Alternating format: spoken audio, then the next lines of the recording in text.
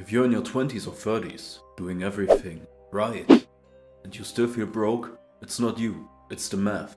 The entire system is built to screw you, because they want you trapped and broke. But there is a strategy, a cushion so big you can make the change you want and tell that toxic boss to kick rocks. No more waiting for disaster. This is fallback money.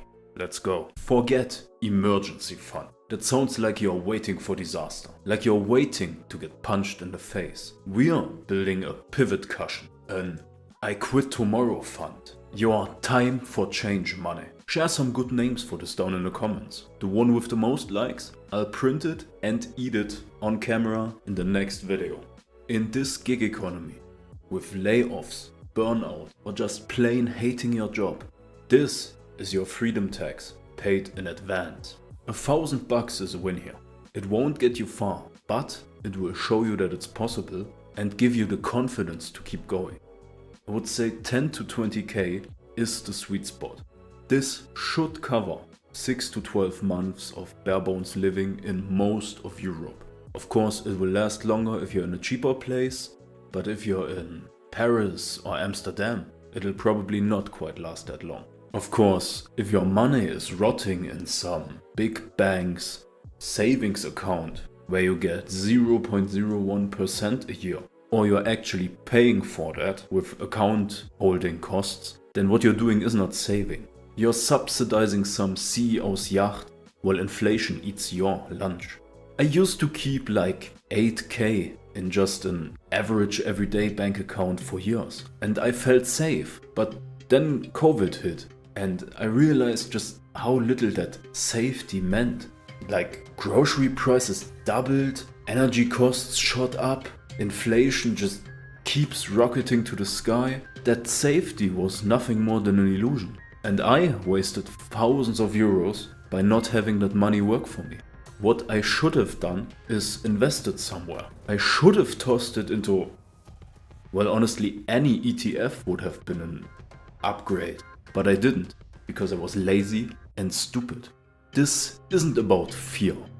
It's about control and the power to make the choice you actually want to make. So let's break down why the old rules are.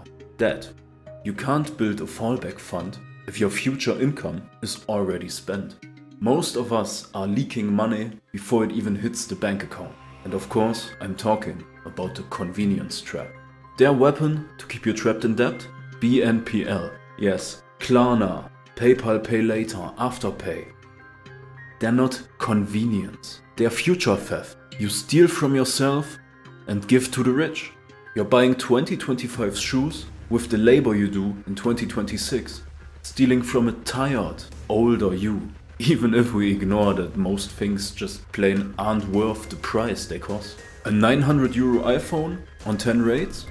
That's $90 a month, plus any interest and fees. That's over $1,000 of actual cost.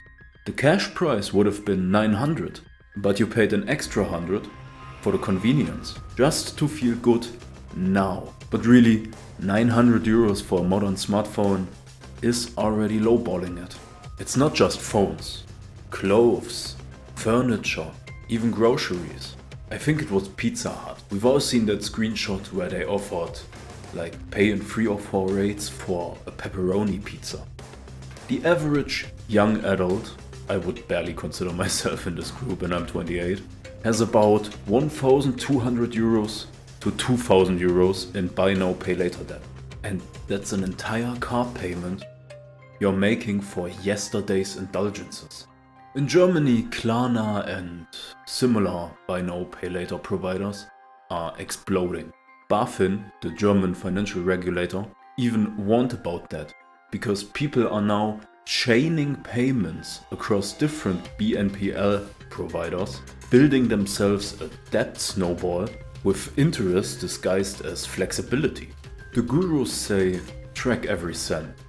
And at the same time, buy now pay later CEOs are rubbing their hands because they can't stop smiling from all the money they make.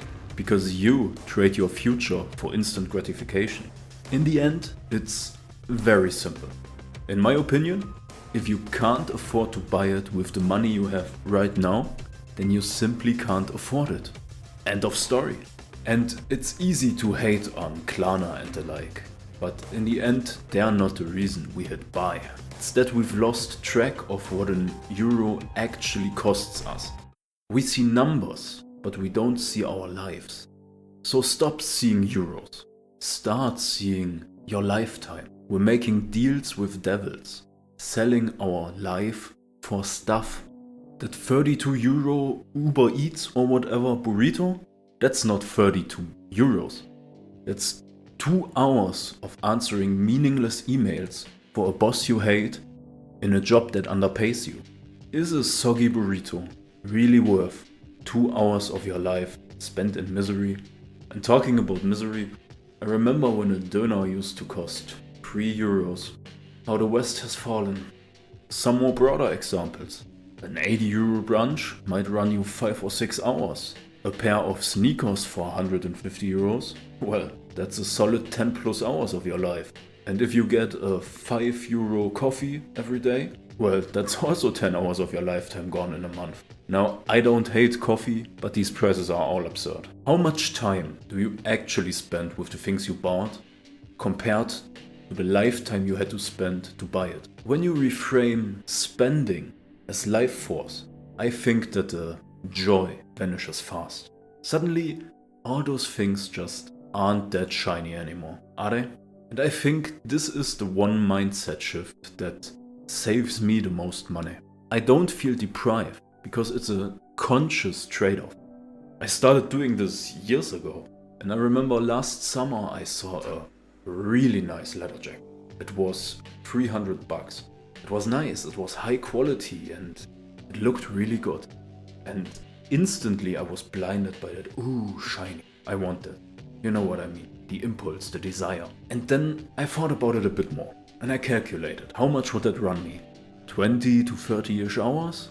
And then suddenly the desire was kind of not that strong anymore. So I put it back, and genuinely, if I hadn't written the script, I would have already forgotten about that jacket. I can't even really remember what it looks like anymore. I was glad I didn't fall for the temptation. But the most expensive thing you'll ever pay? The waiting tax. Once you've plugged some holes in your spending and you started accumulating your fallback money, you'll face the real boss. Keeping the money is one thing, but keeping the value, now that's an entirely different story. Protecting its value from the waiting tax and inflation is way harder if you ask me. People say, oh, the market's too high. They said that in 2020 and 2018 and 2015 and 2010. They always say that. They were wrong every time. They will always say that, and they will be wrong every single time. Inflation keeps going up and eating the value of your money. Let's do some quick math over here. Let's put 200 bucks a month at 7% into a new CITS ETF and compare today to if you waited 5 years. Let's see how the numbers go if you do that for 30 years versus 25 years. In 30 years, you get 150k plus. But if you wait just 5 years, you lose 50k of that. That's a solid third.